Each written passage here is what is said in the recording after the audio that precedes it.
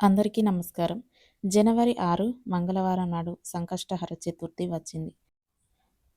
మంగళవారం నాడు వస్తే దానిని అంగారక సంకష్ట చతుర్థి అంటారు. ఇది అత్యంత పవిత్రమైనది. మామూలు సంకష్టహర చతుర్థి కంటే ఈ అంగారక సంకష్ట చతుర్థికి 1000 రెట్ల శక్తి ఎక్కువగా ఉంటుంది. పురాణాల్లో కూడా ఈ అంగారక చతుర్థి రోజున చాలామంది గణపతిని పూజించి అద్భుత ఫలితాలు పొందారు.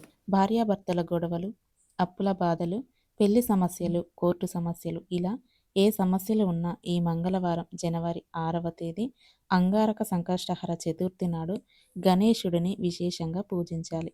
ఈరోజు ఉదయం సూర్యోదయానికి ముందే నిద్రలేచి శుచిగా తలస్నానం చేసి పూజ గదిలో ఒక పీటను ఏర్పాటు చేసుకొని దానికి పసుపు రాసుకోవాలి. తర్వాత ఆ పీట మీద బియ్యపు పిండితో అష్టదళ పద్మ ముగ్గును అలాగే స్వస్తిక్ గుర్తును వేసుకోవాలి. గణపతికి జిల్లేడు ఆకులంటే చాలా ఇష్టం కాబట్టి ఈరోజు పూజలో తప్పకుండా జిల్లేడు ఆకులు, పువ్వులు ఉండేలా చూసుకోవాలి. ముగ్గు వేసుకున్న పీట మీద 21 జిల్లేడు ఆకులను అలంకరించి జిల్లేడు ఆకులకు గంధం బొట్లు పెట్టుకోవాలి. ఈ జిల్లేడు ఆకుల మధ్యలో వినాయకుని విగ్రహాన్ని ఏర్పాటు చేసుకోవాలి.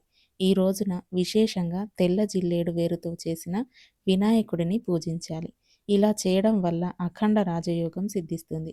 ఇది లేని వారు మీ ఇంట్లో ఏ గణపతి విగ్రహం అయినా లేదా ఫోటో అయినా ఉంటే దానిని ఆ పీట మీద జిల్లేడు ఆకుల మధ్యలో ఉంచుకోండి.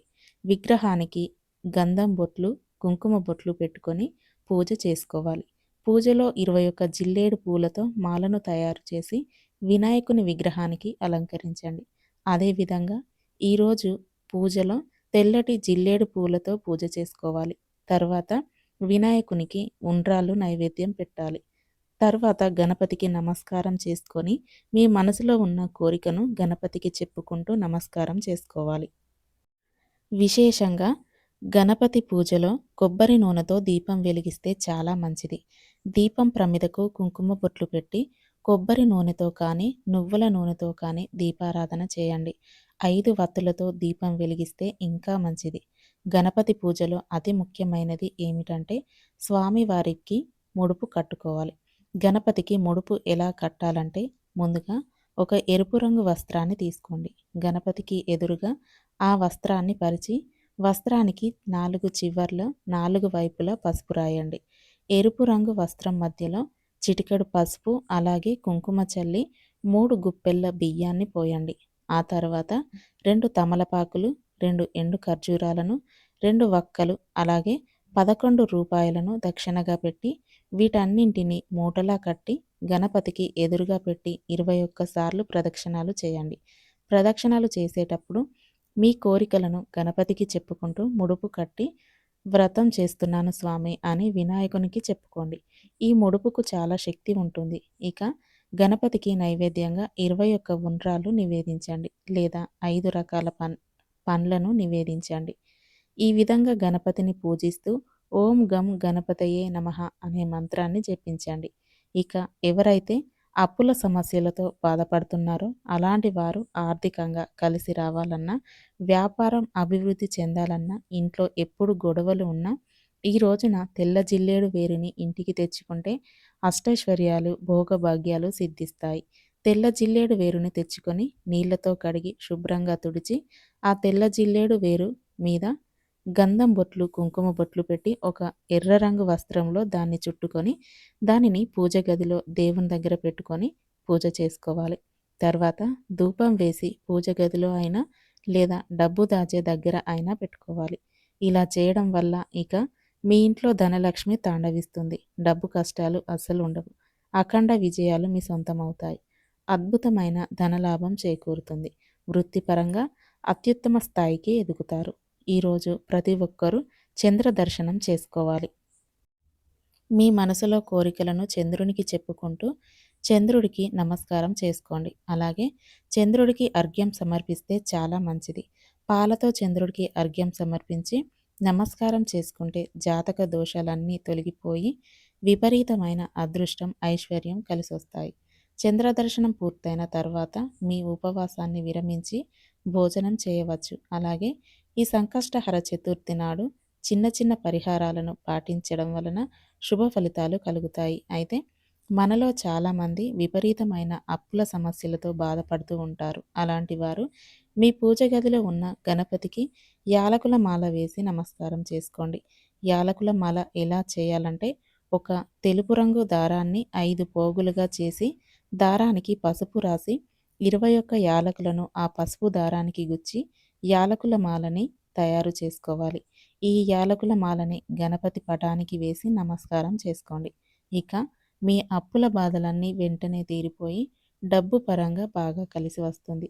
ఈ విధంగా ఈ అంగారక సంకష్టహర చతుర్థి నాడు చాలా సులభంగా ఎంతో శక్తివంతమైన ఈ వ్రతాన్ని ఆచరించి గణపతి అనుగ్రహాన్ని సులభంగా పొందండి. ఈ వ్రతాన్ని చేసే ఆడవారు చాలా నిష్టగా ఉండాలి. కాబట్టి పగటిపూట నిద్రపోకూడదు. ఇంటిని శుభ్రంగా ఉంచుకోవాలి. అలాగే దంపతులు బ్రహ్మచర్యం పాటించాలి. ఇక మీ ఇంటికున్న నరదిష్టి దోషాలన్నీ తొలగిపోవాలంటే ఈ సంకష్టహర చతుర్థి నాడు మీ ఇంటి గుమ్మం బయట గంధంతో స్వస్తిక్ గుర్తు వేసుకోండి. మీ ఇంటికున్న నరదిష్టి సమస్యలు తొలగిపోతాయి. అయితే కొన్ని కారణాల వల్ల మనలో చాలామందికి ఈ వ్రతాన్ని చేయడం కుదరకపోవచ్చు. ఈ వ్రతాన్ని చేయలేని వారు మీ దగ్గరలో ఉన్న గణపతి ఆలయానికి వెళ్ళి గణపతి గుడిలో 11 ప్రదక్షిణాలు చేసి ఒక చిన్న దీపం వెలిగించి గణపతికి అరటి పండ్లు సమర్పించండి. మీ కుటుంబంపై గణపతి ఆశీర్వాదం ఉంటుంది. ఇక ఉద్యోగం వ్యాపారాల్లో ఇబ్బందులు పడేవారు ఎంత కష్టపడినా ఆశించని ఫలితాలు అందకపోతే గరికను పసుపు నీటిలో ముంచి ఆ గరికను గణపతికి సమర్పించి ఓం గం గణపతయే నమః అనే మంత్రాన్ని చదవండి. ఉద్యోగం లేని వారికి ఉద్యోగ ప్రాప్తి, అలాగే వ్యాపారాలకు లాభాలు చేకూరుతాయి. అలాగే పేద విద్యార్థులకు పుస్తకాలు, పెన్నులను దానంగా ఇవ్వాలి. ఇలా చేయడం వల్ల మీరు కోరుకున్న ఉద్యోగం లభిస్తుంది. ఇక చదువుకునే విద్యార్థులు ఈ సంకటహర చతుర్థి నాడు గణపతికి జమ్మి ఆకులు సమర్పించి ఓం శ్రీ గణేశాయ నమః అనే మంత్రాన్ని జపించాలి. అలాగే బ్రాహ్మణులకు పెసర్లను దానంగా ఇవ్వాలి. ఇలా చేయడం వల్ల విద్యలో గొప్ప స్థాయికి ఎదుగుతారు. మంచి విద్యా బుద్ధులు కలిగి జీవితంలో గొప్ప స్థాయికి ఎదుగుతారు. అలాగే ఈరోజు తప్పకుండా వినాయకుని గుడికి వెళ్ళాలి. వినాయకుడి దేవాలయంలో దీపాలు వెలిగిస్తే అఖండ ఐశ్వర్య ప్రాప్తి సిద్ధిస్తుంది. అలాగే ఈ సంకష్టహర చతుర్థి నాడు గోవును పూజిస్తే చాలా మంచిది. గోమాతలో ముక్కోటి దేవతలు నివసిస్తారు. కాబట్టి గోవుకు అరటి పండ్లు తినిపించి ప్రదక్షిణలు చేస్తే చాలా మంచి జరుగుతుంది. ఈ సంకష్ట చతుర్థి వ్రతాన్ని ఆచరించడం ద్వారా ఉద్యోగం లేని వారికి ఉద్యోగ ప్రాప్తి, సంతాన ప్రాప్తి, వివాహ యోగం, అలాగే ఆయురారోగ్యాలు, అష్టైశ్వర్యాలు కలిసి వస్తాయి. మీ మనసులో ఏది కోరుకున్నా ఆ కోరిక ఖచ్చితంగా నెరవేరుతుంది. ప్రతి నెలకు ఒకసారి సంకటహర చతుర్థి వస్తుంది. కాబట్టి ప్రతి నెలలో ఈ వ్రతాన్ని ఆచరించవచ్చు. లేదా 3 నెలల పాటు అంటే 3 సార్లు ఈ వ్రతాన్ని చేసిన ఎన్నో శుభ ఫలితాలు కలుగుతాయి. ఈ వీడియో మీకు నచ్చితే తప్పకుండా లైక్ చేయండి, షేర్ చేయండి. అలాగే మా ఛానల్ని సబ్స్క్రైబ్ చేసుకోండి.